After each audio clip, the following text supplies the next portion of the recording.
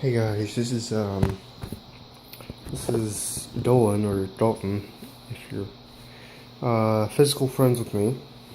So as you can see, this is my layout, and this shell, that those internal parts belong to this thing, and that thing was up there for, I don't know, 2 or 3 years. As long as this thing was here, it was up there, and that was because it was broken. And as you can see now, I fixed it. Not completely, but somewhat. Okay, so here's how I did it. Okay, actually, let me turn it off. But, oh, sorry. Now it works almost just fine. Well, except for areas where the track is kind of touchy. Let's just leave the lights on. Wait, let's see. How bright can it get without moving? Okay. So, I fixed this somewhat. Okay, so here's the story. Somehow, at some point, this wire got disconnected. Focus? This little black wire. And that connected power to a motor. That was the first thing that kind of broke. Second, somehow this red wire, I can't touch it, but this red wire somehow broke as well. This one I had soldered back on by a good friend, Thomas Cottle. But he doesn't really own rights to the soldering thing anymore, and this thing won't focus. But there's a tiny piece of metal in there where this thing is supposed to go, and that detached itself. And right now, I've hooked it back onto there, so it still provides power. And I took the truck off, that's why it looks a bit awkward right now, so that I could solder it easily, or have someone solder it easily. But yeah, same situation with this one. I figured out, okay, as you can see, first of all, I thought that it required both of the it required both wires to run, but there's actually a fail-safe. It runs at 50%, but if you guys can see, there are little copper touchers that touch the wheels and collect power, and there are actually two of those, one on each wheel. I thought that it required both of them, but apparently it doesn't, as it does continue to run every once in a while, but I actually bent that out of place, and now my fail-safe is failed. So I'm gonna have to work on that, and then that one's doing better every frickin' day. I like it now. As for this one, the Burlington Northern, there are two wires that I need to solder, two red wires, like that one and that one. Otherwise, guys, this is an engine that I was gonna fix before my grandfather passed away, but he passed away earlier this year, and yeah, now this thing is running. Oh, it also focused. Maybe you guys can see that little metal piece. But yeah, there's something in there. Come on, focus. There's something in there. Also, if you guys could tell me if this is a DCC decoder or not, because I am really curious. Because if it is, oh, I'm gonna get a remote for that.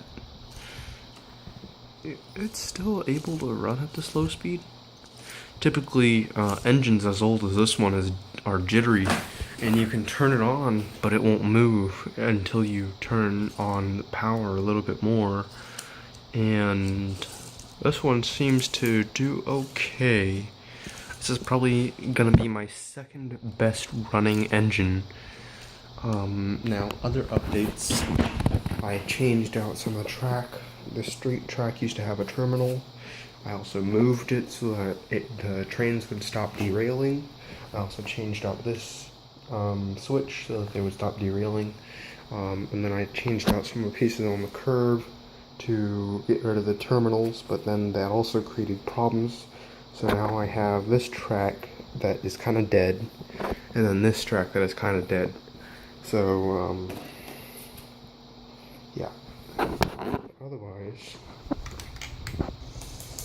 that should be it for the short train update. Ooh. See, this thing is almost not jittery whatsoever. I mean, yeah, it's bouncing around a little bit, but... Come on. This thing, to give you guys an idea, cars last maybe 15, 20 years. This thing is twice that age, at least twice. That's only approximate because this could have been bought used. This could be used twice. What is going on here? Oh, it derailed. Okay. This thing could have been used twice. But if this thing is DCC, please, please, please tell me in the comments. I would really like to know. I also started to switch out some of my old horn hook for the knuckle couplers. And I'm gonna try, if this curve doesn't work, which it really isn't right now, although I might just need to get my trains used to it, because that's what seems to be working right now. But if this curve isn't working, I'll switch it out for some flex track like I did over there. Although the flex track that I have over here is different. But anyway, let's take that thing off carefully. Okay, now I want to show you guys this one. Oh my, it's already wanting to go. Before, maybe 3 weeks ago, maybe even half a year ago, this thing would not run whatsoever. Let me reel it. Give me 1 second. Okay. Look at that thing. This is what I'm talking about, jittery. They'll stop and go. They won't be very lubricated. Ooh, that thing's a bit fast. I'm always scared around this curve right here because there's nothing here.